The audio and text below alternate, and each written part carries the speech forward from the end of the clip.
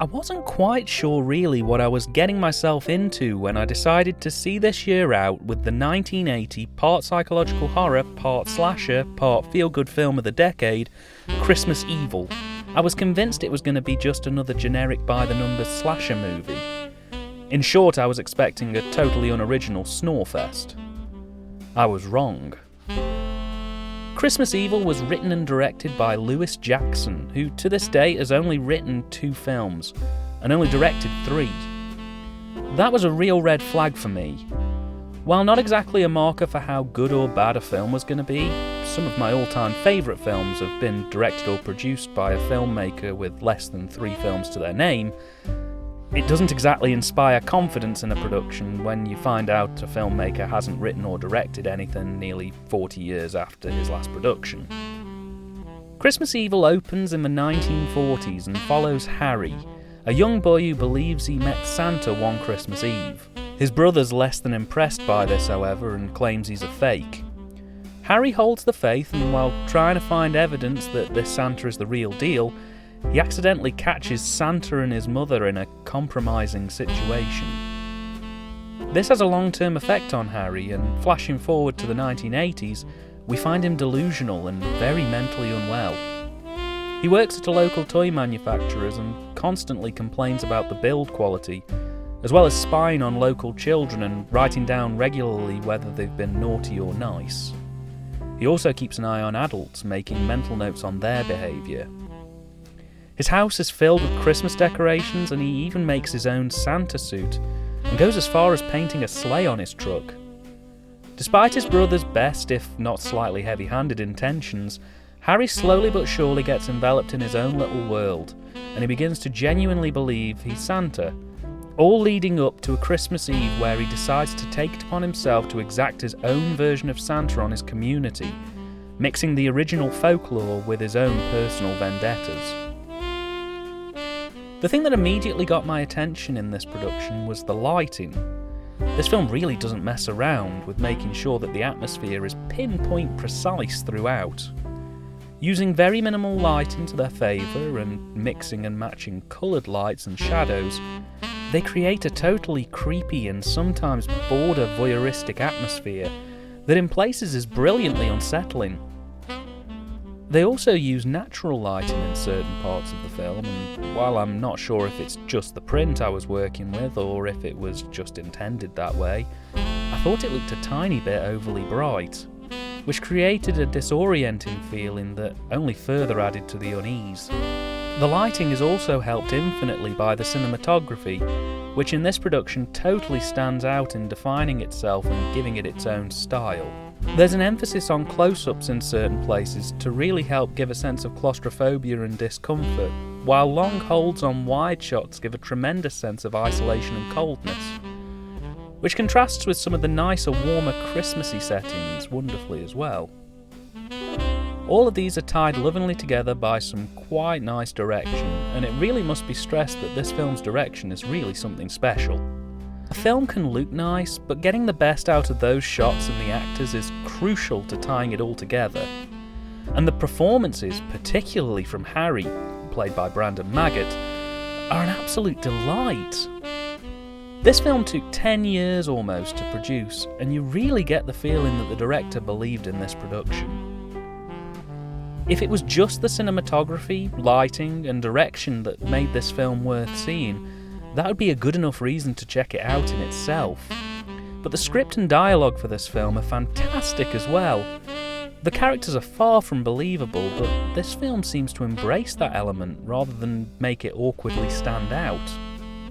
It's subtle things that make this film work. Like, for example, when Harry is practicing a belly laugh in the mirror like Santa. It's just not quite there. You can tell he's aiming for jolly as a character, but it's coming out with just a little bit of a demented twist to it that emphasises his underlying condition without turning him into Daffy Duck. The cinematography works to emphasise these elements too. Like, for example, there's a scene where Harry visits a church and accidentally kills someone through impulse. Yet just before the scene begins, we see a soldier with a musket popping out of his Santa sack, potentially indicating that there's some conflict about to occur. Later in the film, Harry's gazing in at a Christmas party and a wide-eyed doll is poking out of his sack, again emphasising his own curiosity and childish wonder at the joy being seen. It's one of the elements I love about this film. It's almost a genre lasagna. It works several layers of horror, light-hearted feel-good Christmas cheer, psychological horror, thriller elements and black comedy, all intertwined and flowing in and out of one another almost effortlessly. And it upsets me that something like this could just be written off as just a slasher, because it's a damn sight better than most slashers. It's a very well orchestrated piece, and it baffles me that it doesn't really receive as much praise as it probably should.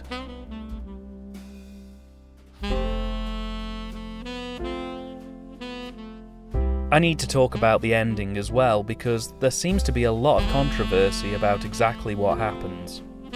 Okay, so at the end of the film, Harry's been revealed as the serial murderer. The film really comes into its element here because it's been playing with the idea of making Harry an anti-hero throughout a good portion of the third act. On the one hand, his vigilante vengeance on a handful of mean churchgoers and a guy who bullied him a bit at work are reprehensible. And equally, he does steal toys from his place of work and also steals presents off the kids he deems to be naughty. This film, though, sort of tries to justify his actions. He steals toys from his workplace to give to disabled children who are hospital-bound and possibly without families. He also steals the toys because his workplace is using unscrupulous means to try and seem charitable, when in fact they're doing the absolute bare minimum to try and come across as generous.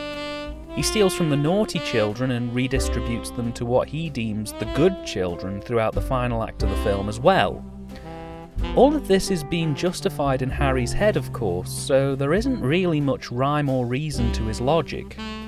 It seems to be whoever seems to be the nicest or the meanest around him at the time gets what they get. Either way, this element plays into the finale, where he's on the run from a literally raging, torch-bearing mob who want him dead.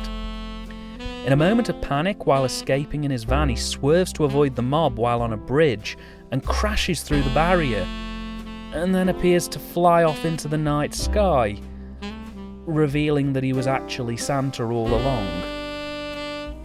This ending's open to interpretation, however, with some people saying if you listen closely in the scene that immediately follows the crash off the bridge, you can hear the van explode as it hits the ground, and that the flying van is all in Harry's head. One final delusion before he dies. So depending on your outlook, the film either goes completely out of left field and makes Harry Santa, or the last 2 minutes of screen time is all in Harry's mind as he plummets to his death off a bridge. Personally, I think the realistic answer is probably the most likely, and that Harry sadly meets his maker. But you know what? I think it'd be nice to have the ending of the film be absolutely insane and very literal. The ending's so far out of left field that I think it would genuinely have that Christmas miracle charm about it, to have him revealed as Santa all along. It's a goofy end, and in this world's terms, I really don't know how that universe would continue on past that point. But if any film could pull that kind of ending off, it'd be this one. I thought I'd share a few final points here as well. The editing is really nice and tight, the cuts are concise, and they really use their cutaway footage well in aiding to push the atmosphere really to its limits. If this film had been badly edited, I might be here trashing the film, as it's so integral. So I really have to commend Linda Lees and Corky O'Hara for this one. They really knock it out of the park. The soundtrack's also wonderful, mixing more horror-driven, synth-heavy pieces with 50s and 60s Christmas classics.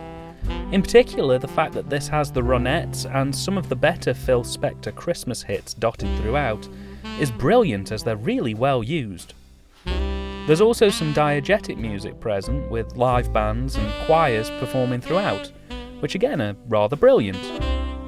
There's only one word really to describe this film, and that's underrated. Anyone who says that this film's just another slasher film is tremendously mistaken. This is a very well written, well acted, well shot and wonderfully cut film that works on at least 3 or 4 different levels. Heartwarming, funny and deeply troubling all at the same time, I'd stop short of saying this is an absolutely essential view, but it's definitely a must-see. With Christmas imminently upon us and 2017 winding to a close, I'd just like to thank everyone who's subscribed, or even just tuned in. You're all tremendous, and I'd really like to wish you a very happy and safe holidays and a brilliant New Year's. We'll be back the first week of January, so till then, have a good one.